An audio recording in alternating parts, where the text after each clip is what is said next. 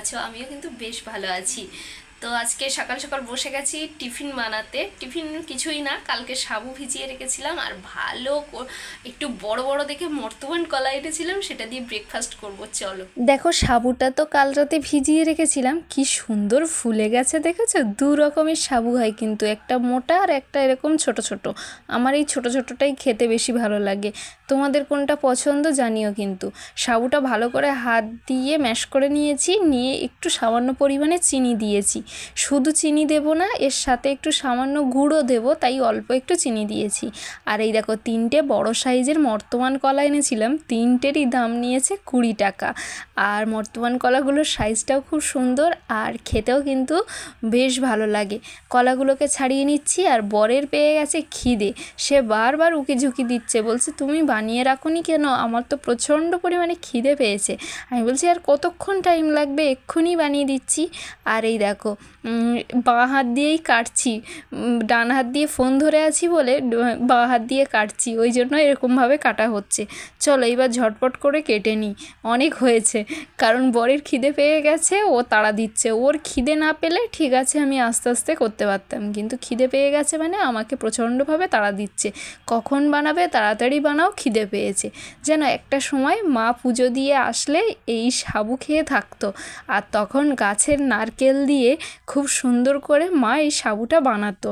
নারকেল কুড়ে দিত ওর মধ্যে, তার সাথে একটু দই দিত, তারপরে ওর মধ্যে ফল দিত, বেশ ভালো লাগতো খেতে। একটু ওই বাতাসা, গুড়ে বাতাসা ওই দিত, খুব সুন্দর করে মা মাখতো। কিন্তু আজকে আমি নর্মালভাবেই মেখেছি, কলা দিয়ে এই চিনি, গুড় আর হচ্ছে সাবুটা ভালো করে চটকে নিয়েছি।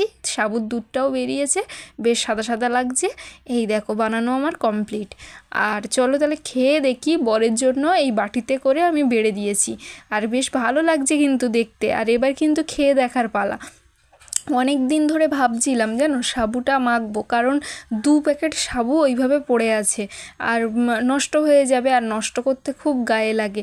তো এই দেখো মেখে নিয়েছি আর খাচ্ছি, তো বেশ ভালো লেগেছে। গরমের সময় সাবুটা বেশ ঠান্ডা ঠান্ডা লাগছে, কেন জানি না, আমার খেতে অনেক দিন বাদে খাচ্ছি বলে হয়তো এতটাই টেস্টি লাগছে। তো চলো সাবুটা খেয়ে নিই। খেয়ে নিয়ে একটু পড়াশুনো করতে বসেছিলাম, তারপরে এই যে জানলাটা খুলে দিচ্ছি, এবার রান্না করব। এই জন্য জানলা খোলা হয় না, কারণ প্রচণ্ড রোদ্দুর আসে। একটু পরে তোমাদেরকে রান্নাঘরটা দেখাবো যখন দূর থেকে, তখন বুঝতে পারবে। এই যে কয়েকটা থালাবাটি হয়েছিল, খাওয়ার সাবুটা খেলাম না, তাই সেই খাওয়ার ফলে থালাবাটি হয়েছে, সেই কারণে ওগুলো ধুয়ে নিয়েছি। আর কালকে বাজার করেছিলাম এই যে তরুল, আর তার সাথে পটল। জানো তো এই তরুল কিন্তু পোড়া খেতে বেশ ভালোই লাগে। তোমরা কখনো তরুল পোড়া খেয়েছো? খেলে কিন্তু জানিও। বর বলল যে আজকে তরুল পোড়া করতে হবে না, আজকে মাছ দিয়ে তরুল আলু দিয়ে করো, দেখবে বেশ খেতে ভালো লাগবে। তো আমি বললাম ঠিক আছে, আমিও আগে খেয়েছি, তো ও পছন্দ করে কি না করে সেই কারণে আর করা হয়নি। ও বলছে যখন, তখন আজকে করে দেব। আর ও আবার ছুটে গিয়ে মাছটা আনলো, অনেক দিন মাছ খাওয়া হয় না, তো বলছে কি একটু মাছ নিয়ে আসি।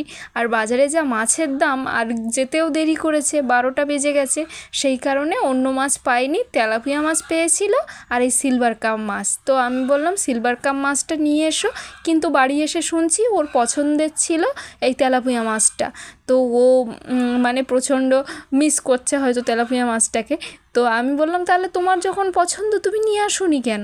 তো বলছে না তুমি বলেছো তাই। যাই হোক, ধুয়ে জল ঝেড়ে নিয়েছিলাম মাছটা, এবার নুন হলুদ মাখানোর পালা। জানো তো মাছের ঝোলের থেকে আমার আবার মাছ ভাজা খেতে বেশি ভালো লাগে।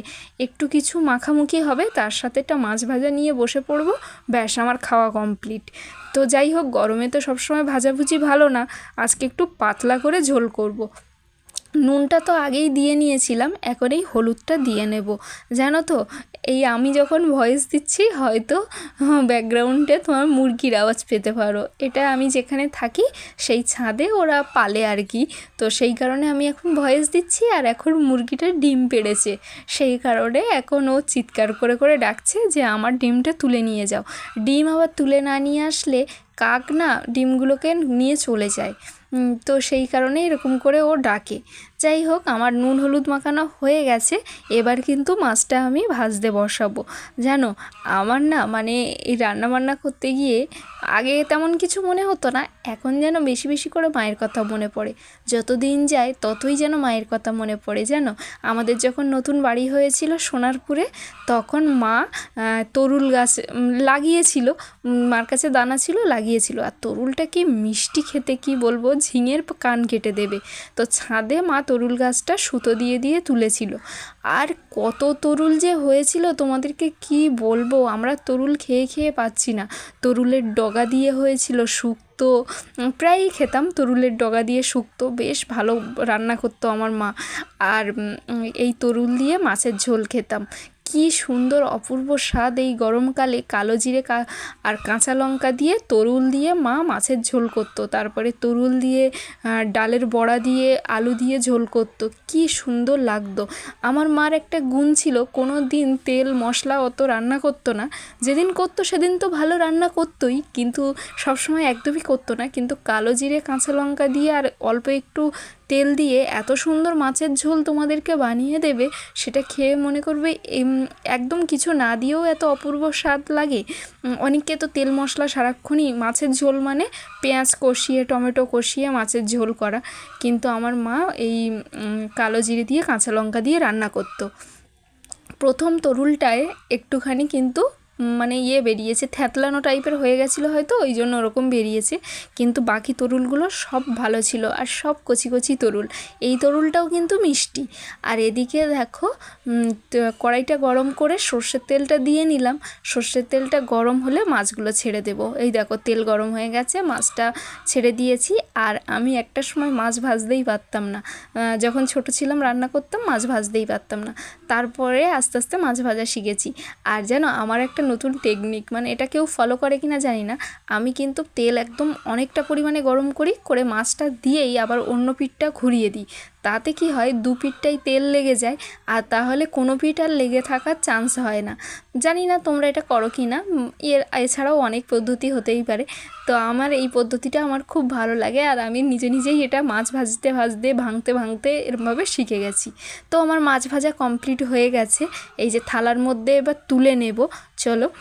আর এই মাছের কিন্তু তেল হয় প্রচণ্ড, মানে পেটির পিসগুলো যা তেল হয় তোমাদেরকে কি বলবো। তোমরা কে কে সিলভার কাপ মাছ খেয়েছো অবশ্যই কিন্তু আমাকে কমেন্ট করে জানিও। আর এদিকে দেখো, আমার তরুল আলু কেটে নেওয়া হয়ে গেছে, জল ঝরতে দিয়েছি, আর এর মাঝে আবার জলটাও চলে এসেছে, খাওয়ার জল।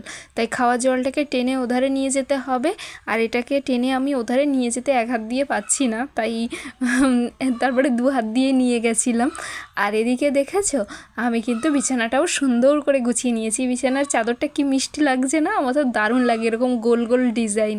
আর এদিকে দেখো, জল ভরে নিয়েছি, আর পুরো রান্নাঘরটা আজকে তোমাদেরকে দেখালাম। দেখো, এই একটা ওভেনেই আমি রান্না করি, আর অনেকটা টাইম চলে যায়, আর বাইরে থেকে প্রচণ্ড পরিমাণে রৌদ্র আসে।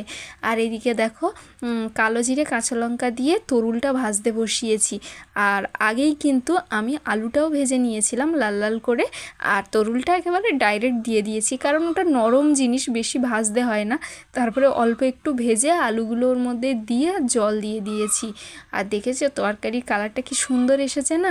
আমার মায়ের কথা আজকে এই তরুল রান্না করতে গিয়ে বারবার মনে পড়ছিল, কারণ একটা সময় তোমাদেরকে তো আগেই বললাম যে এত সুন্দর মা তরুল আলু দিয়ে মাছের ঝোল করে খাওয়াতো, মানে এখনও পর্যন্ত গালে লেগে আছে এরকম বলবো। আর যাই হোক, এই দেখো রান্নাও আমার কমপ্লিট হয়ে এসেছে, আর একটু বেশি করেই ঝোল করেছি, কারণ অনেকটাই মাছ দেওয়া এর মধ্যে, কারণ কার্তিক দাদের আবার তরকারি দেবো সেই কারণে। তো তারপরে দেখো, তোমাদের সাথে দেখা হলো বিকেলে বরকে বলেছিলাম একটু কোল্ড ড্রিঙ্কস আনতে, কারণ প্রচণ্ড গরম লেগেছে, আর খেতে কিন্তু বেশ ভালোই লাগছে। আমি এই কালোটা বেশি পছন্দ করি না, তোমার বলতে পারো যে লিমকাটাই বেশি ভালো লাগে, কিন্তু লিমকাটা পাওয়া যায়নি, তাই বরেই কালোটা এনে দিয়েছে।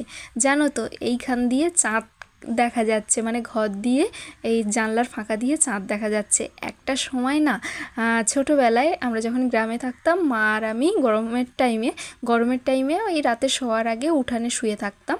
তো তখন চাঁদ মামা আমাদের মাথার উপরে থাকতো, আর মা তো গল্প বলতো যে ওই দেখ চাঁদ মামা, তার মধ্যে একটা তাল গাছ, একটা গরু বাঁধা আছে, আর একটা বুড়ি গাই দুধছে।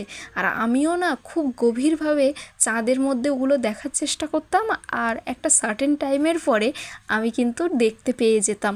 আর মনে হতো সত্যি সত্যিই ওর মধ্যে ওরা ওরকম করছে, আমরা যেমন পৃথিবীতে থাকি কাজবাজ করি, ওরাও কি চাঁদের মধ্যে এরকম গাই দোয়, গরু বাঁধে, তাল গাছ আছে তাল গাছ থেকে তাল পাড়ে, ওরা কি সব এরকম মানুষের মতো করে?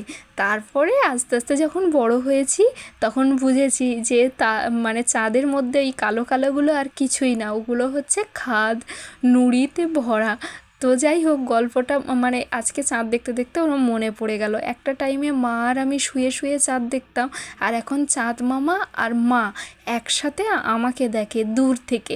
রাতের বেলা পড়াশুনো করে একটু খিদে পেয়েছিল, তাই আম খেয়েছিলাম, আর কিছু খাওয়া হয়নি। আর এদিকে বর বলল যে চুলটা খুলে রেখেছো, এসো তোমাকে চুলে মানে বেনি করে দিই। তো আমি বললাম ঠিক আছে, কারণ আমার একা একা চুল বাঁধতে ভালো লাগে না। তো বর বেনি করে দিল, তারপরে তো ঘুমিয়ে গেছিলাম। আর আজকের ভিডিওটা তোমাদের কেমন লাগলো অবশ্যই কমেন্টে জানিও। যদি ভালো লাগে প্লিজ একটা লাইক করে দিও আর কমেন্ট করে দিও। চলো আজকের মতো টাটা।